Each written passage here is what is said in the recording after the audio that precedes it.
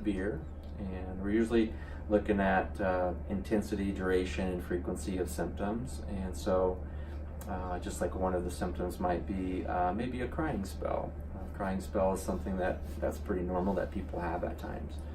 But a person with depression might have more of them. They might be more intense, and they just last longer than other folks have. So usually we're just looking at those, just different symptomology, kind of again based on intensity, duration, and frequency, and that can kind of put a person in a category of having more of a clinical depression versus just kind of being down or being sad.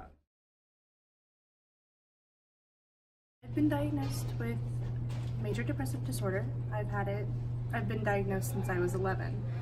Part of my depression is like genetic. It got passed down from my grandfather, and then the other part is just trauma related.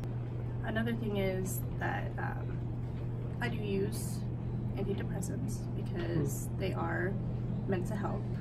It's more complicated than just kind of getting over it or snapping out of it, and those things sometimes involve seeing a professional to help with some of the things that are going on as well. I've dealt with depression since high school, probably since junior year, and it's been off and on.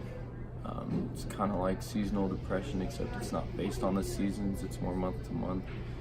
I've gotten help through Crystal Flaming here at Doane, and she's a big help, but I would say the biggest part of me dealing with depression is like making myself take part in activities, whether that be sports, whether that just be hanging out with friends. And school started getting tough, and I just wanted to sit in my room and do nothing and just lay down, and it got me to a point where I didn't like myself even. So I just got to a point where I made myself get up, go meet people and say hi and just talk.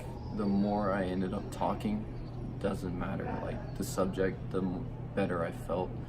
So I think that's what's helped me the most, is just continue to talk to people. Even if it's not about depression, just talking to people has been the biggest help. Back when we were kids, we would always know when to stop. I know the good kids are messing up. Nobody has gained or accomplished.